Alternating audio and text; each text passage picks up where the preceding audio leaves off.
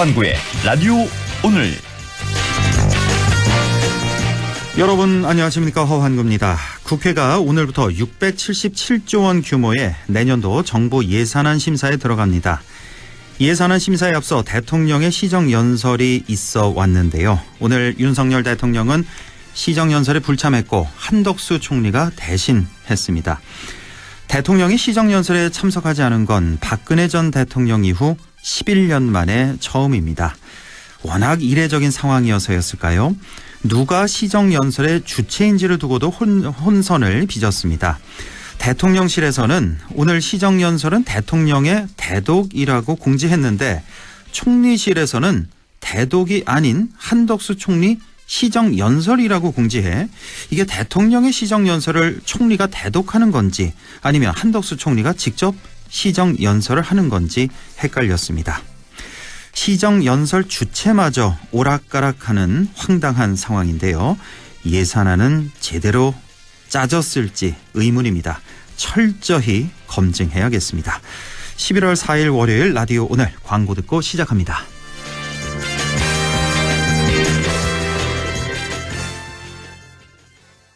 지금 직장인에게 가장 필요한 능력은 인내력, 정보력, 기획력, 영업력. 삼성금융 연금력. 삼성생명, 삼성화재, 삼성증권, 삼성자산운용이 함께 연금력을 만들어갑니다. 삼성금융 퇴직연금. 원금 손실에 유의하시고 자세한 내용은 삼성금융 참조. 마음에 폭풍이 몰아치는 하루였다면 잠시 귀 기울여 보세요. 이 소리는 스트레스 감소를 도와주는 안마의자 LG 힐링미의 마인드케어 사운드입니다. 휴식의 새로운 바이브 LG 힐링미 MX9. RSV 알고 계신가요? RSV는 독감 바이러스만큼 전염성이 강한 급성 호흡기 감염 바이러스로 영유아나 60세 이상 성인에서 감염 시 폐렴 등 심각한 합병증으로 이어질 수 있습니다. 주로 독감 바이러스와 비슷한 시기에 발생하는 RSV. 자세한 내용은 의사와 상담하세요. 이 광고는 RSV 질환인식 캠페인입니다. 오, 포토전기차 얼마야? 1,000만 원? 아니 1,000원. 1,000원? 말이 돼? 말 됩니다. 하루 약 1,000원이면 포터 전기차를 탈 수 있거든요.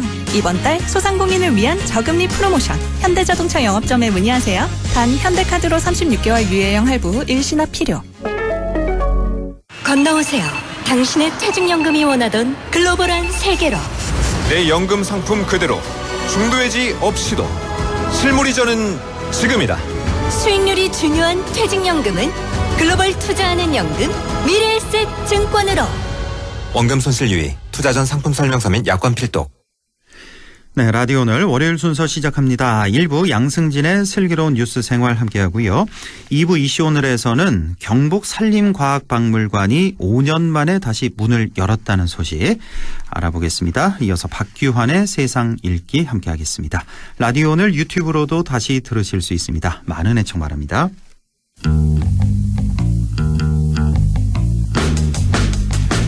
네, 슬기로운 뉴스 생활 시작합니다. 대구 경북 행정통합, 지난 5월부터 추진되다가 8월 말에 한 차례 무산되기도 했고요. 지금 또다시 추진이 되고 있는 상황입니다. 이제는 대구시와 경상북도가 각각 시도민의 의견을 수렴하는 절차에도 본격 나서기로 했는데요. 다만 시도민의 의견을 수렴하는 과정 전에 이미 경북 북부권 시군의회에서 거센 반발이 일어나고 있습니다. 또 경북 22개 시군 단체장들도 일방적인 통합에 대한 반대 의사를 밝히기도 했는데요. 오늘은 본격적으로 여론 수렴 절차에 나서는 대구 경북 행정통합에 대해서 얘기를 좀 나눠보겠습니다. 오늘도 매일신문 양승진 기자 연결되어 있습니다. 안녕하십니까? 네, 안녕하세요. 네, 먼저 대구시와 경상북도가 각각 행정통합을 위한 여론 수렴 절차를 시작했네요.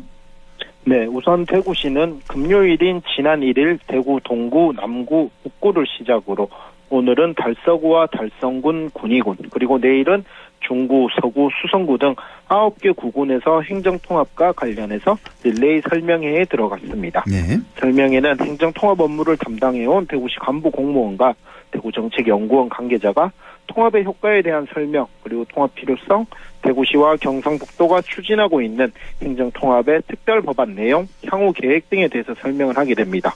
그리고 각 지역의 기초의원, 광역의원, 그리고 구군별 정책자문위원회, 주민자치위원회, 이통장협의회 등 주민들도 참석해서 통합과 관련한 의견을 제시를 하기도 하고요. 경상북도는 이제 오는 7일 포항에서 포항시, 경주시, 울진군, 영덕군, 울릉군 등 동북권 5개 시군의 주민을 대상으로 한 설명회를 처음 개최하기로 했습니다.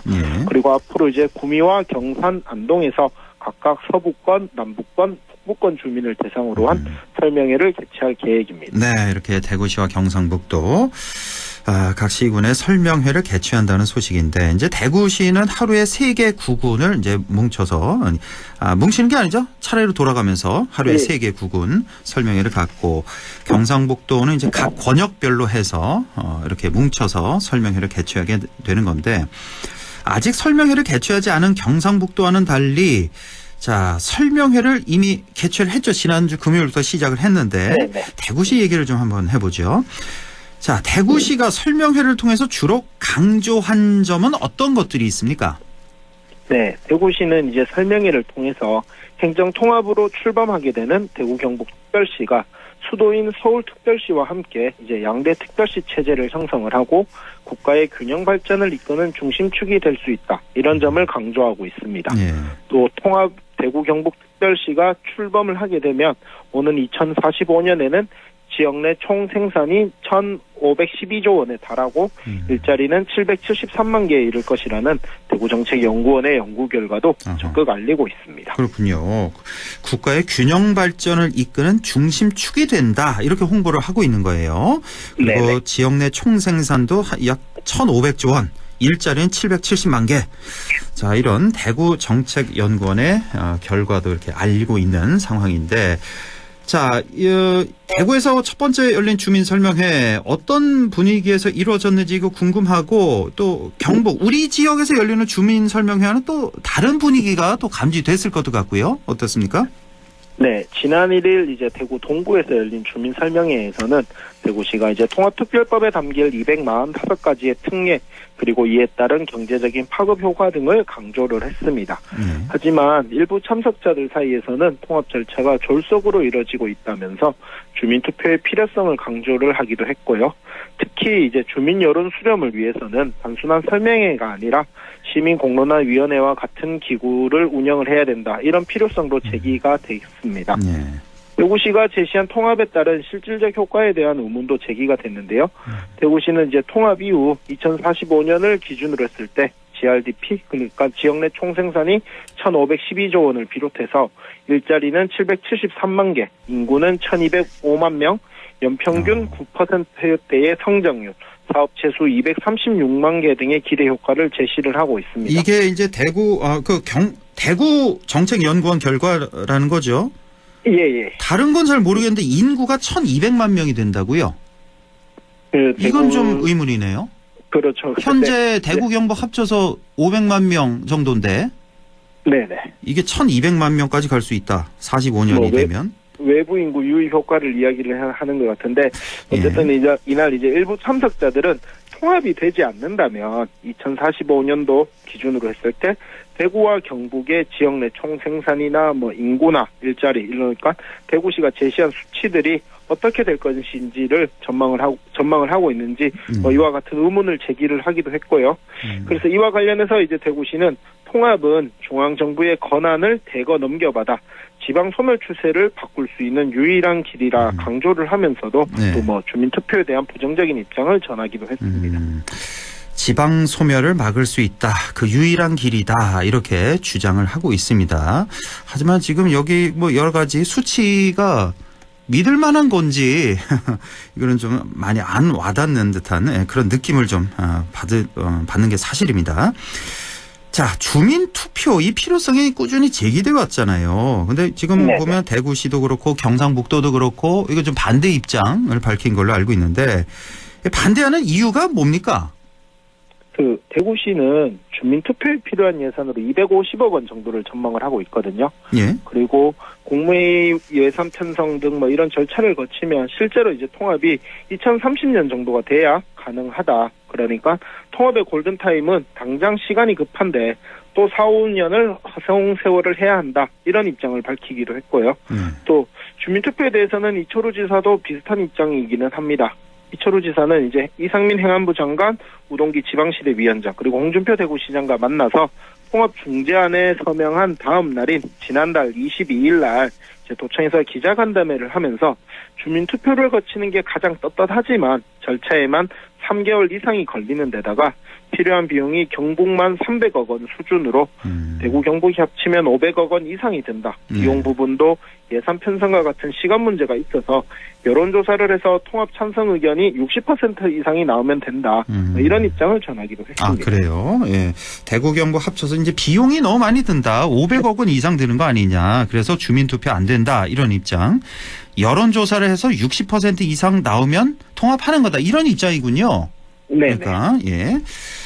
자, 경상북도를 보죠. 포항을 시작으로 해서 각 번역별로 여론 수렴을 위한 설명회를 이제 개최하게 되는데 연내 경북도 의회에서 통합 동의를 얻기 위한 그런 절차인가요? 네. 우선 이제 동북권은 오는 7일 포항에서 설명회를 시작을 하고요. 나머지 권역은 아직 일정은 정해지지 않았는데 서부권 같은 경우에는 이제 구미에서 구미, 김천, 상주, 칠곡, 성주 등 5개 시군. 남북권은 경산에서 경산, 영천, 청도, 고령 등 5개 시군. 그리고 북부권은 안동에서 안동, 영주, 문경, 예천, 봉화, 영양, 청송, 우성 등 8개 시군의 주민을 대상으로 각각 진행을 하기로 했습니다. 네. 그리고 경상북도는 각 권역별 주민 설명회 외에도 경제산업이나 건설개발, 환경과 같은 다양한 분야의 단체나 관계자들이 참여하는 간담회를 통해서 분야별로 특화된 의견을 수렴하겠다. 이런 계획도 세워뒀습니다. 네. 그리고 도청 신도시나 통합신공항 이전 예정지에서도 추가적으로 주민 의견 수렴회를 개최할 계획입니다. 그렇군요. 경북은 포항을 시작으로 해서 구미, 경산, 안동에서 이렇게 주민 설명회를 개최하게 됩니다. 자, 그런데 행정통합을 두고 각 시장 군수들은 어떤 반응을 보이고 있냐, 이게 좀 상당히 궁금한데 지금 경북의 22개 시장 군수들 불만이 커지고 있다고요? 네, 지난달 24일 이제 포항시청에서 경북 22개 시장 군수들이 모이는 시장 군수 협의회가 열렸거든요. 예. 그런데 이 자리에서 이제 행정통합과 관련해서 기초단체장들의 불만이 본물처럼 쏟아져 나왔습니다. 이날 이제 협의회에 참석한 단체장들은 통합 논의에 있어서 언론 발표를 보고 알았다. 이렇게 목소리를 높이기도 했고요. 예. 북부권의 경우에는 도청 이전의 효과가 여전히 기대에 못 미치는 상황에서 행정통합을 통한 시너지 효과가 있을지에 대한 의문, 그러니까 통합 이후 지역 내 균형 발전이 가능한 것인지에 대한 문제점을 제기를 하기도 했습니다. 예. 또 특별 법안에 담긴 내용에 대해서도 문제를 제기를 했는데요. 통합단체 명칭인 대구 경북 특별시를 비롯해서 수도인 서울에 준하는 법적 위상, 그리고 시군의 종전 사무 유지와 권한 강화, 대구시 경북도 각각의 기존 청사 활용과 관할구역 미설정 등의 내용을 담은 합의문이 모호하다, 이런 우려를 제기를 했습니다. 네. 이들은 또 통합 과정에서 시군의 의견을 수렴할 수 있도록 실무협의체가 구성이 돼야 된다, 이런 주장도 하기도 했고요. 네, 이렇게 시장 군수들 불만이 상당히 많이 있고 북부권의 그 기초의회 반발도 거세지고 있다는 소식인데 안동에서는 지난달 25일이었죠. 시의회가 반대 결의안을 채택했네요. 네, 안동시의회는 지난 6월에도 이제 행정통합 반대 결의안을 시의원 전원이 공동 발의한 바 있습니다. 예. 그리고 이제 지난 25일에도 성명서를 통해서 시도민 의견의 수렴 없이 두 강력단체장과 중앙정부가 일방적으로 추진하는 행정통합에 대해서 반대한다, 이런 의견을 밝혔습니다. 그리고 예천군 의회도 지난달 30일 임시회 본회의를 통해서 행정통합 반대 결의안을 의원 9명이 전원 동의에 채택을 했습니다. 예천군위에는 인구 10만 명을 목표로 한 도청 신도시의 완성이 지연되고 있는 상황에서 통합 추진에 따른 재정 부담, 행정력 낭비, 그리고 주민 갈등이 더욱 심해질 것이라 이렇게 목소리를 높였고요. 네. 영주시의회도 같은 날 통합 반대 결의문을 채택했습니다. 네. 자, 북부권 기초의회 의장들은 지난달 31일이었죠. 이상민 행안부 장관에게 통합 중단을 촉구하는 서한문을 전달하기도 했네요.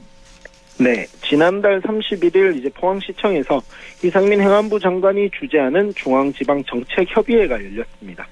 이날 회의에는 17개 강력시도의 부단체장들이 참석을 해서 미래지향적인 행정체제 개편 검토를 주제로 강력시도 통합에 대한 특례 개선, 자치단체의 기능 조정, 권역별 지역 의견 수렴 절차와 협조 사항에 대한 논의가 이뤄졌는데요. 예. 이날 이제 안동 예천 시군의회의 의장과 기초의원 또 주민 40여 명 등이 회의가 이뤄지는 중 포항시청에서 행정통합 반대를 외치는 규탄 시위를 진행을 했습니다. 네. 이들은 행정구역 통합이 구체적인 계획 없이 추진, 무산, 또 재추진을 반복하면서 졸속으로 진행되고 있다 이렇게 목소리를 높였고요. 네. 또 행정통합을 중단하라는 내용을 담은 서한문을 이상민 장관에게 전달하기도 했습니다. 이에 대해서 이제 이상민 행안부 장관은 지역의 불편 사항을 잘 들었고 아무쪼록 피해보는 지역이 없도록 하겠다 이런 원론적인 입장을 전하기도 했습니다. 그렇군요. 자, 그러면 앞으로 절차를 좀 보겠는데, 자, 이렇게 주민 의견 수렴 등의 절차를 거치고 시도의회 동의를 거치고 그리고 내년부터는 특별 법안 발의하고 국회 상정 이런 절차가 이어질 것으로 보여지는데, 물론 이제 국회 상정 이전에 시도의회 동의가 우선돼야 될 것 같은데, 자, 우선 경북도 의회를 좀 보죠. 이 행정통합안 통과가 가능하겠습니까? 통과될 가능성이 높다는데 무게추가 조금 더 쏠리지 않을까 싶은데요. 그래요? 북부권에서 반발을 한다고 하더라도 당장 도의회 구성으로 봐도 북부권보다는 대구와 인접한 이제 남부권을 비롯해서 타건역 의원들의 압도수가 압도적으로 많은 게 사실입니다. 그런데 이제 물론 정치적인 변수를 조금 고려해 볼 필요는 있을 것 같은데요. 원래 4월 총선이 끝났고 다가오는 선거는 이제 2026년 6월에 있을 지방선거입니다. 그러면 이 말은 이제 다시 국회의원들의 시간, 그러니까 기초의회나 강력의회 의원들에게는 공천권자인 지역구 국회의원들의 눈치를 볼 수밖에 없는 상황이 된 거거든요. 예. 사실 이제 통합이 추진됐다가 무산됐다가 또 재추진되는 과정에서 시장 군수들이 자신들은 아무것도 모르고 언론 보도를 통해 알았다고 하는데, 바꿔 이야기하면 지역의 기초단체장들이 통합에 득실을 두고 어쩌면 눈치 싸움만 계속했다라는 느낌이 드는 것도 사실입니다. 그런데 이제 다시 추진이 되다 보니 이제 와서 좀 어쩌면 늦은 상황에서 반대하는 목소리를 내는 것처럼 보여지는 부분도 분명히 있고요. 예. 이렇게 되면 이제 지역의 국회의원들도 더 이상 눈치 싸움을 그만하고 본인들이 찬성을 한다, 반대를 한다 이런 목소리를 낼 필요가 있을 것 같아 보입니다. 예. 결국은 지역 국회의원들의 정치적인 입장에 따라서 앞으로 시도의회의 통합안 통과나 국회 상정 또한 통과 이런 것들이 좌지우지 될 것 같습니다. 그러다 보니까 주민의 목소리보다는 정치 상황에 따라 급변하지 않을까 이런 우려도 드는 것이 사실입니다. 그렇군요. 26년 6월에 있을 지방선거. 그러니까 경북도 의원들은 아무래도 공천권자인 그 국회의원들 눈치를 볼 수밖에 없고, 국회의원들은 또 정부 눈치를 볼 수밖에 없고, 이렇게 되면 그렇죠. 지역 주민들의 목소리는 어딜 가냐. 예. 이런 문제 제기를 해 주신 겁니다. 예. 여기까지 보죠. 매일신문 양승진 기자와 함께했습니다. 고맙습니다. 네, 감사합니다. 네, 라디오 오늘 2부에서 뵙겠습니다.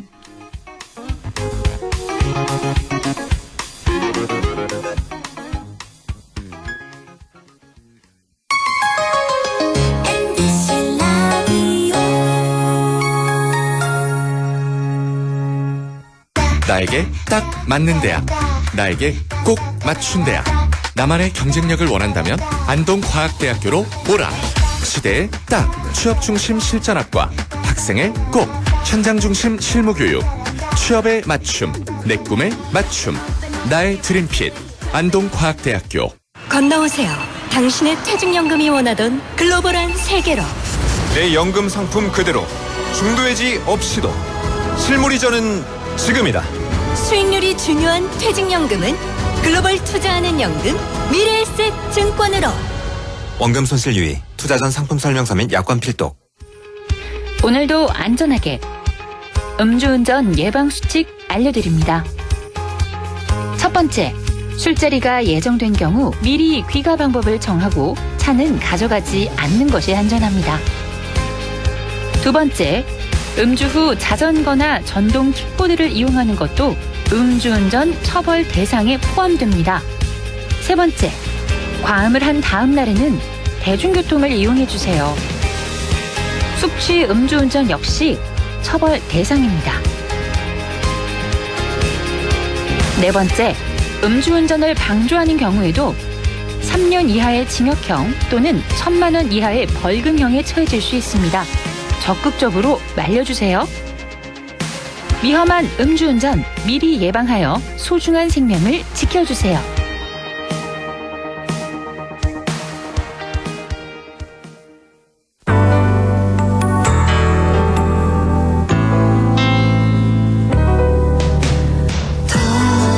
어렵던 날도 많았죠. 우리 함께 한다면 따스함을 느껴요. 사랑이 있어요. 소중한 꿈을 이뤄봐요. 우리 함께 여기 있으니 감동과 사랑 있는 MBC 라디오 문화방송 100.1 MBC 라디오. 네, 6시 26분 19초 지나고 있네요. 이슈 오늘 시작합니다. 경북 산림과학박물관이 5년 만에 다시 문을 열었습니다. 리모델링으로 새롭게 태어났다는데요. 어떤 변화가 있을까요? 경북 산림과학박물관 권경동 박물관 팀장을 연결해 보겠습니다. 권경동 팀장님 안녕하십니까? 네, 안녕하십니까. 예, 수고 많으십니다. 5년 만에 재개관을 했다는 소식인데요. 먼저 소감이 어떻습니까? 네, 우리 박물관은 2004년 5월 개관하였습니다. 네. 개관식을 한 지가 엊그제 같은데 벌써 20년이 지났습니다. 세월 참 빠르구나 실감합니다. 예. 개관 당시 박물관은 그야말로 인산인해를 이룰 정도로 많은 사람들이 찾아주셨습니다. 왜 그럴까요? 당시 경북 북부 지역에는 제대로 된 박물관이 없었습니다. 우리 박물관의 뛰어난 자연환경, 웅장한 외관과 최신 전시기법은 색다른 경험으로 다가왔을 것입니다. 네. 이제는 모든 것이 변했습니다. 박물관은 넘쳐나고 관람객 수요는 다양합니다. 아시다시피 지난달 25일 산림과학박물관이 변화된 모습으로 다시 문을 열었습니다. 재개관을 맞아 우선 드는 생각은 걱정과 기대라 할 수 있습니다. 관람객이 바뀐 박물관을 좋아할까라는 막연한 걱정과 함께 새롭게 단장한 박물관이 지역민의 사랑을 받고 다시 도약할 수 있다는 기대입니다. 네. 걱정과 기대가 교차하고 있다. 이제 한 일주일 정도 지나고 있는데 많은 분들 좀 다녀가셨나요? 네, 박물관이 문을 연 지 일주일이 좀 넘었습니다. 예. 현재 5,300명이 넘는 관람객이 방문을 해주셨습니다. 그래요? 먼저, 재개관 행사에 많이 참여해 주셔서 감사하다는 말씀 드리고요. 혹 행사 진행에 미흡한 점이 있었다면 이 기회를 통해 양해 말씀드립니다. 박물관 방문객들의 반응은 세대별로 다양합니다. 네. 우선 어린이들의 반응은 가히 뜨겁다고 할 수 있습니다. 어린이들이 아주 좋아하는군요. 네. 물론 이것은 박물관 리모델링 메인 타겟이 아이들이었기 때문입니다. 그간 우리 박물관을 찾은 관람객의 70% 정도가 어린이 청소년이었습니다. 우리가 목표한 아이들이 즐겁게 관람 체험하는 장면을 보니 기분이 참 좋았습니다. 또 야생화 전시는 어머니들의 사랑을 많이 받았습니다. 전시실 공간은 예전에 비해 자유롭고 편안하며 전시 기법은 세련되게 잘 표현되었다는 등 좋은 평도 있었고요. 반면 전시물의 다양성과 전시 패널의 구성, 어른들 볼거리가 상대적으로 적다는 등 앞으로 우리가 보완해야 할 점도 함께 말씀해 주셨습니다. 그렇군요. 예. 자, 재개관하기까지는 5년 가까이 시간이 걸렸다고 들었는데요.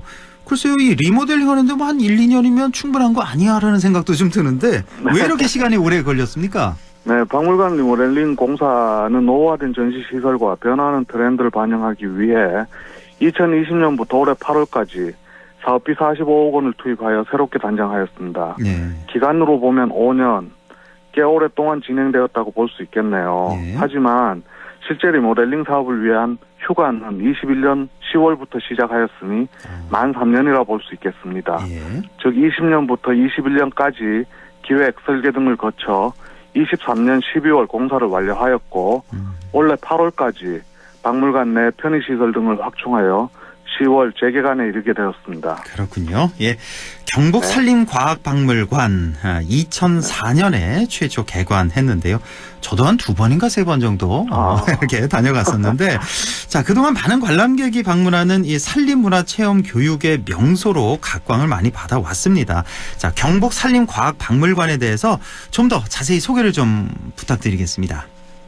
네. 2004년 5월 개관한 우리 박물관은 그간 150만 명의 관람객이 방문하였습니다. 명실상부 산림문화 전당으로 도민의 사랑을 많이 받았습니다. 우리 박물관은 안동시 도산면에 자리 잡고 있습니다. 태교 고장이기도 한 이곳은 예로부터 우리나라 유교 문화의 근원지입니다. 박물관 주변엔 한국문화 테마파크, 국학진흥원, 예끼마을, 도산서원 등이 있어 여행 코스로는 적격입니다. 예. 그 중에서도 우리 박물관이 단연 으뜸이라고 자부할 수 있습니다. 그렇다고 다른 곳이 부족하다는 것은 절대 아닙니다. 예. 우리 박물관이 눈에 띌 수밖에 없는 이유는 주변 관광지와는 다른 차별성이 있습니다. 차별성. 예. 네. 우선 산림에 대한 이야기를 접할 수 있는 유일한 공간이기도 하거니와 생태숲, 야생동물 생태공원도 함께 볼 수 있어 사람과 자연의 공존을 느낄 수 있는 생생한 교육구장이기 때문입니다. 예. 또한 박물관 야외 공간엔 다양한 꽃과 나무를 접할 수 있어 지친 일상을 벗어나 자연과 더불어 휴식과 힐링을 취할 수 있습니다. 일찍이 태계 선생께서 말씀하신 유산즉 독서라는 말이 있습니다. 산을 유람하고 즐기는 것을 유학자의 소양인 독서 즐거움과 견주어 손색이 없다는 것입니다. 유산즉 독서다. 네. 예. 유교 문화의 본질은 산림 문화와도 같다고 볼 수 있습니다. 어떻습니까? 산림과학박물관에서 놀고 주변 유교 문화도 함께 즐기시면 태계 선생도 좋아하실 것 같습니다. 정말 그렇습니다. 리모델링도 했으니까 조만간에 좀 찾아뵈야 될 것 같습니다. 네. 자, 새 단장으로 어떻게 달라졌을지 궁금한데요. 상설 전시실, 체험학습실, 영상실, 기획전시실 모두 새 단장을 다 마쳤다고요? 네. 새롭게 단장한 산림과학박물관은 기후변화 대응과 지속가능한 사회 구축을 위해 변화된 산림 문화와 정책을 반영하여 산림에 대한 새로운 관점을 제시하고자 합니다. 이를 위해 몇 가지 주안점을 두고 상설, 체험, 기획전시실 등을 단장했습니다. 예. 먼저 어린이 청소년층을 타겟으로 교육과 학습을 통합하여 생생한 학습 경험을 제공하는 것입니다. 그리고 변화하는 트렌드와 관람객 수준에 맞는 체험형 전시 연출로 관람객과 소통하자는 것. 마지막으로 새롭고 풍부한 콘텐츠로 인간과 산림의 공생 이야기를 어떻게 잘 보여줄 수 있을까 하는 점 등입니다. 예. 이런 점을 반영하여 전시, 체험, 편의공간 등이 조성되었습니다. 그렇군요. 자, 복합 문화공간의 역할을 위한 여러 시설도 마련됐다고요? 네. 이젠 박물관이 단순한 전시 관람 공간과 학술 연구 등 본연의 목적을 뛰어넘어 전시, 체험, 휴식의 공간으로 탈바꿈하는 시대에 도래했습니다. 흔히 복합문화공간이라고 일컬어지고 있는데요. 네. 그만큼 관람객의 니즈가 다양해졌다고 볼 수 있겠습니다. 예. 우리 박물관 역시 이러한 점을 반영하여 숲속 도서관과 숲카페 등을 조성하였습니다. 숲속 도서관은 안동시립도서관과 함께 운영하고 있으며 숲카페는 놀이방도 꾸며져 있어 아이와 함께 차 한잔 마실 수 있는 여유로움도 만끽하실 수 있습니다. 예. 또한 박물관 로비, 전시실 내외 편의공간을 적절히 배치하여 안락한 관람을 유도하였습니다. 네, 이렇게 복합 문화공간도 있고 현재 경북산림과학박물관을 방문하면 어떤 전시나 체험을 즐길 수가 있습니까? 네, 박물관 재개관과 더불어 올 연말까지 한국미술협회 경북도지회 주관으로 산, 나무, 그리고 들꽃이라는 주제로 특별 초대전이 기획전시실에서 열리고 있습니다. 예. 한편 전시실 곳곳이 체험형 공간으로 구성되었다고 보시면 될 것 같습니다. 그중 인기 있는 코너로 인간과 숲의 세월이란 코너에서는 아이의 탄생과 풀싸움 놀이 체험을 영상과 터치로 생동감 있게 연출하였고 숲과 생물 코너에서는 백두대간 영상과 박제들을 볼 수 있습니다. 또한 산불 진화 체험에서는 아이들이 그린 산불 진화차, 소방 헬기 등이 직접 영상에 재현되어 실감나는 체험이 가능합니다. 앞으로도 체험 학습실을 활용하여 자연을 소재로 한 다양한 프로그램을 기획하고 숲 해설 프로그램을 통한 생태숲 탐방 등 다각적으로 박물관 체험 교육을 확대해 나갈 계획입니다. 예. 자, 경북 산림과학박물관을 방문하시는 분들이 어떤 점을 느꼈으면 하는지 또 당부하고 싶은 말씀이 있다면 전해 주시죠.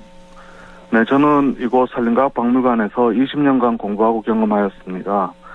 질문하신 것처럼 어떤 점을 느끼고 가시면 좋을까, 또는 저기 저 사람들은 무엇을 느낄까 하는 물음과 답변은 저 일상이기도 합니다. 박물관은 참 다양한 많은 사람들이 서로 다른 목적을 가지고 방문합니다. 어떤 점을 느꼈으면 좋을까 참 어렵습니다. 우선 드는 생각은 두 가지 정도인데요. 먼저 사람들과 어울림, 그 다음으로 자연과 공존을 느꼈으면 합니다. 박물관 관람과 함께하는 체험을 통해 나와 다른 사람들과 어울림을 느끼고 박물관 밖에 나무와 풀과 공기를 느끼며 자연과 공존하는 길을 찾으셨으면 합니다. 끝으로 당부보다는 부탁 말씀드리는 걸로 마무리할까 합니다. 경상북도 산림과학박물관이 재개관하였습니다. 우리 산림과학박물관으로 여러분 모두를 초대합니다. 많이 많이 찾아주시길 바랍니다. 네. 감사합니다. 예, 경상북도 산림과학박물관 찾으셔서 반드시 사람들과의 어울림, 자연과의 공존을 꼭 느끼고 돌아오시기 바랍니다. 오늘 관련 소식 잘 들었습니다. 경북 산림과학박물관 권경동 박물관 팀장과 함께했습니다. 고맙습니다. 네, 감사합니다. 네, 박규환의 세상 읽기 바로 이어갑니다. 더불어민주당 영주 영양봉화 지역위원장과 함께합니다. 안녕하십니까? 안녕하세요. 영주 영양봉화 박규환입니다. 네, 오늘도 참 할 얘기가 많은데요. 자, 일단 지난 주말 저도 유튜브를 통해서 쭉 지켜봤는데 서울에서 그 집회를 가졌잖아요. 민주당 차원에서 네네. 주최를 해서 국정농단 규탄 그리고 특검 촉구 집회였는데 자, 지금 보도를 보니까 경찰 추사는 15,000명인데 주최 측 추사는 30만 명이에요. 네. 이 차이가 나도 너무 많이 나는데 직접 가셨잖아요, 현장에. 물론이죠. 네. 예. 자, 어느 정도로 느끼셨습니다? 네, 그제 토요일이죠. 저도 우리 영주 봉화 당원들과 함께 참여했고요. 예. 정말 깜짝 놀랐어요.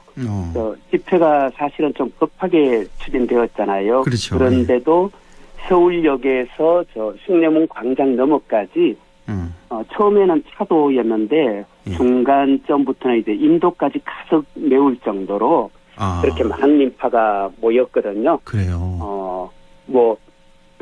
경찰은 이런 경우에 통상 엄청나게 축소하잖아요. 예. 물론 숫자가 중요하지 않을 수도 있겠지만 또 한편 숫자가 어떤 면에서는 또 중요하기도 하는데요. 네.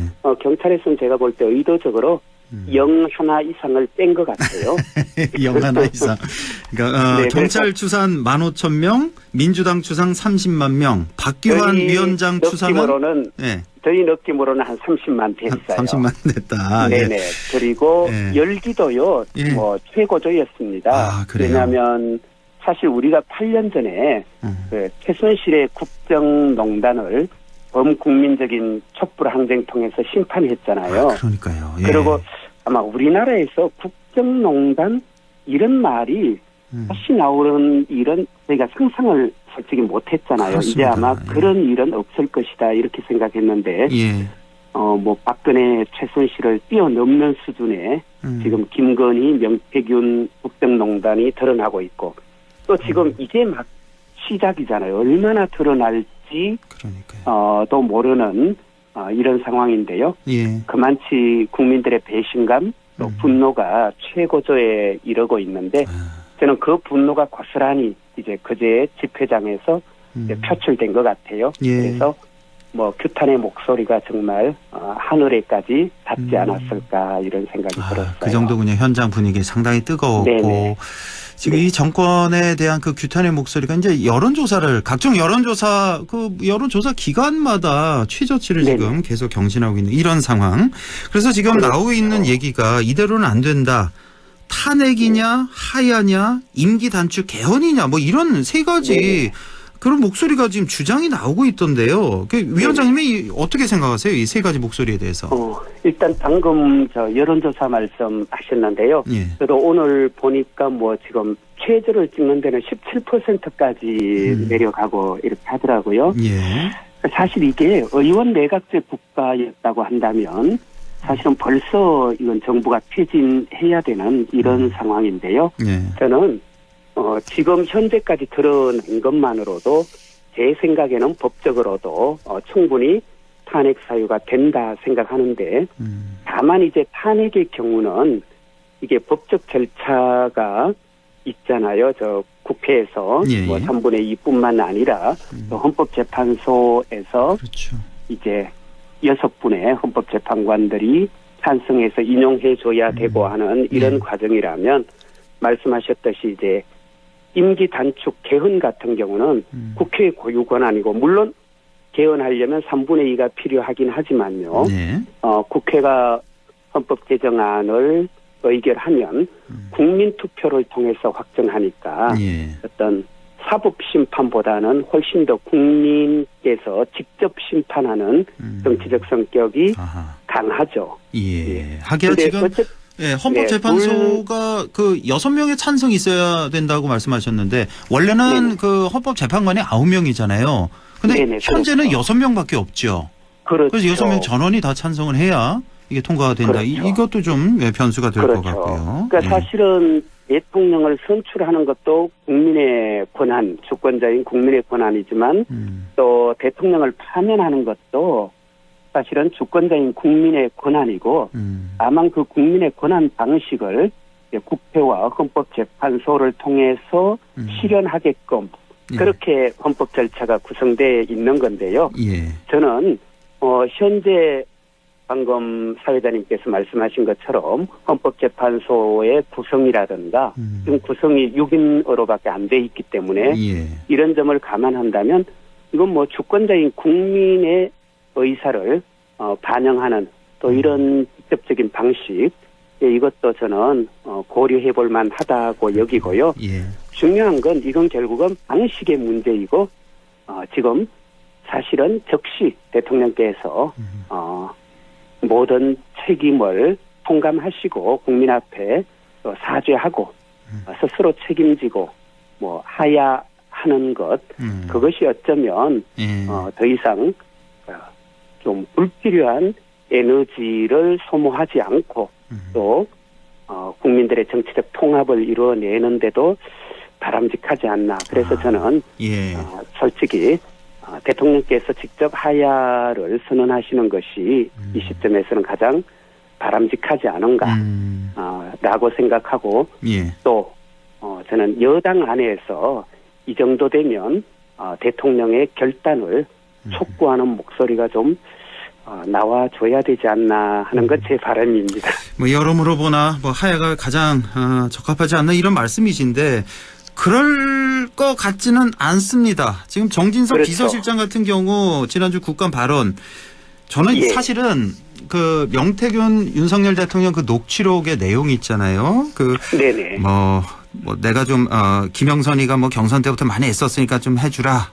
근데 당에서 말이 많네 뭐 이러면서 공천 개입의 직접적인 증거가 나왔잖아요. 그럼에도 불구하고 정진석 비서실장 같은 경우 국회에 나와서 법적으로 정치적으로 상식적으로 전혀 아무 문제가 안 된다라는 이 발언을 보고 사실은 저는 이 정진석 실장의 발언에 가장 놀랐거든요.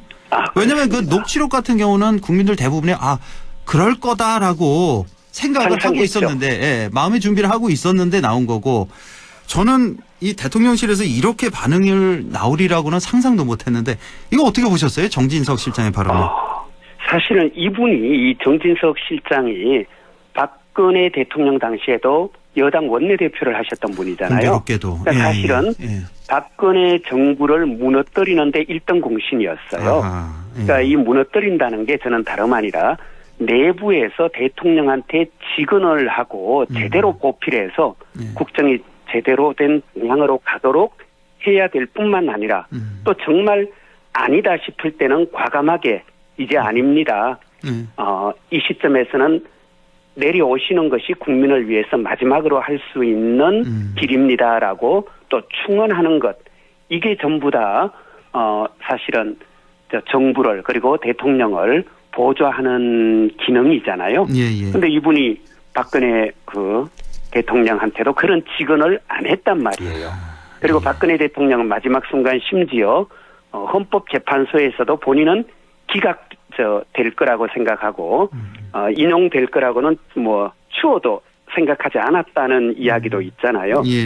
그럴 정도로 사실은 대통령에게 민심을 전달하지 않고 그리고 결국은 지금까지 승승장구하잖아요. 예, 저는 그래서 이분이 지금 또 어쩌면 윤석열 정권을 무너뜨리는 그런 역할을 내부에서 하시고 있는 것 아닌가. 예, 정치적, 법적, 상식적으로 아무 문제 없다라는 이 대답을 어떻게 이걸 국민 앞에서 할 수 있는지 이 말을 상식적으로 납득할 국민이 단 한 사람이라도 과연 있을까? 정말 놀랐습니다. 예, 대통령의 육성이 직접 공개됐잖아요. 방금 그렇습니다. 사회자님 말씀하셨던 그런 내용의 육성이. 근데 그 육성을 그 자리에서 틀었는데 그거 듣고도 글쎄요, 뭐 법적으로는 뭐 문제 있다 없다 물론 논란거리 될 수 있어요. 그렇지만 정치적으로나 상식적으로 이게 문제가 없다라고 할 정도면 이거는 뭐 간신 수준을 넘어서서 내부에 그냥 적 아닌가? 그냥 대통령이 잘못되기를 바라는 분 아닌가? 뭐 잘못된 방향으로 끌고 가려고 하는 것 아닌가라는 생각이 들 정도로 심각합니다. 이 정도면. 참 이 발언 내용도 그렇고요. 그 국회 운영위에서 있었잖아요. 그 질의하는 그 의원들 대부분의 아마 정진석 비서실장 그 다 후배들일 텐데 한 수 가르치듯이 이거 문제 없다 하면서 오히려 큰 소리 치는 그 모습에 정말 깜짝 놀랐고. 그 아니 정치를 그 비서이죠. 이렇게 정치를 오래 했던 사람이 판단이 이렇게밖에 안 되나라는 그런 생각이 일단 좀 들었고요. 자, 오늘 그 질문드릴 게 많아서요. 저 김영선 전 의원 검찰 출석했잖아요. 여기 뭐 한 40여 분 장황하게 이제 설명을 늘어놨는데 한마디로 이거 좀 정리하기가 참 힘들었고 현장에 있던 기자들, 일선 기자들이 참 이게 정리하기 힘들었을 텐데 일단은 나는 잘못 없다 이거예요. 그리고 강혜경이 범죄자다. 거기 다 잘못이 있다는 거고 또 하나가 눈에 들어왔던 게 김건희 여사 마녀 사냥 더 이상 하지 말라. 뭐 이런 취지였거든요. 이거 전체적으로 어떻게 보셨습니까? 사실은 저도 도저히 조금 보려고 하는데 3분을 이상 제가 그 기자회견을 들어줄 수가 없더라고요. 근데 이분도 오선 의원이에요. 오선 의원에 서울법대 나오고 판사 출신 맞죠? 네, 맞습니다. 이거 어떻게 이렇게 품격이. 그래서 저는 사실 이번에 김영선 전 의원 기자회견은요. 우리나라 자칭 보수 정치인의 수준과 품격을 있는 그대로 날 것 그대로 보여준 기자회견이다. 그래서 한편은요. 참 이게 코미디 같아서 우스꽝스럽기도 했지만요. 솔직히 저는 좀 참담하고 비참했어요. 그렇습니다. 저런 분들이 지금까지 국정을 의논하고 저런 분들이 소위 이제 우리 그 보수적인 국민들을 대변한다면서 저 정도 수준으로 정치를 해왔구나. 이런 생각에 조금 참담했고요. 아마도 공감합니다. 국민의힘 지지자들도요. 보시면서 부끄러웠을 것 같아요. 내가 뽑았던 사람이 저런 수준이었구나라는 것요. 그래서 저는 김영선 전 의원은 저는 마지막에 활용 점정이었다 생각하고요. 사실은 그 이전에 윤석열, 김건희 또 저 보수 여당 대표를 했던 이준석, 원희룡, 안철수 지금 명태균 저 국정농단에 다 연루된 분들이잖아요. 사실 어느 한 분도 지금까지 본인의 책임을 인정한 적이 없어요. 그렇습니다. 뭐 크게 봐서 10가지 사안이 있으면 그중에 적어도 한두 개 요거는 내 잘못이었다. 이거는 내가 모르는 일이다. 이거는 명태균 씨가 그 거짓말하는 것 같다. 이렇게 본인이 알고 있는 바 진실 그대로 명명백백하게 국민들 앞에 밝히는 게 이게 정치인의 의무죠. 그렇습니다. 그런데 아무도 지금까지 이 사실 그대로 명명백백하게 밝히지도 않았고 자기 책임을 인정하지도 않았고 그러면서 뭐 때에 따라서는 명태균 씨를 또 때에 따라서는 다른 사람을 계속 공격하고 책임을 떠넘기고 이런 자세를 보였거든요. 이번에 김영선 전 의원 이제 뭐 거의 활용 점정격으로 예 마무리를 했는데요. 아마 정말 저는 참담했어요. 우리나라 예. 다들 뭐 비슷한 생각 가졌을 것 같고 그 왜 녹취록도 나왔잖아요. 명태균 씨가 김영선 의원에게 그 호통치는 또 어떤 자리에서 또 뭐 욕설도 하고 막 이런 녹취록이 나왔다는데 지금 저도 조금 들어보니 다른 분들한테 이 다른 녹취를 들어보신 분한테 얘기 들으니까요. 그 정도 뭐 호통치고 뭐 잡소리 한다 이런 식으로 좀 뭐 정말 차마 들어주기가 민망한 이야기를 명태균 씨가 했죠. 예예. 근데 그 정도 수준이 아니에요. 그냥 소위 말하는 쌍욕 쌍소리를 해가면서 호통치고 하는 이런 통화가 수두룩하게 녹취되어 있고요. 그런데도 불구하고 이 김영선 전 의원 본인은 아무 문제 없다. 심지어 뭐 선거 여론조사 비용에 대해서 기자들이 물으니까 나도 당신들이 보도한 신문 보고 알았다. 이런 식으로 얘기했잖아요. 그러니까 거짓말이 우리 녹취 다 드러났잖아요.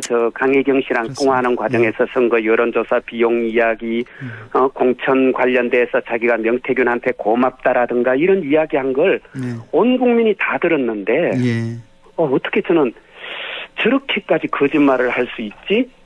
그러니까 그걸 보면서 참 우리 정치 어떻게 하면 우리 정치인들 발전시킬 수 있을까? 그러니까 가장 큰 문제가 지역주의인 것 같아요. 그러니까 우리 영남에서 국민의힘, 호남에서 민주당, 그러니까 공천만 받으면 당선되는 이 환경이 이런 국회의원을 낳았지 않았나, 무려 5선이나 시키지 않았나라는 그런 생각이 좀 들었고요. 한 1분도 안 남아서요. 한마디만 좀 여쭤보겠는데 금투세 그 폐지, 그 민주당에서 지금 그 폐지하겠다 이렇게 당론이 나온 거죠?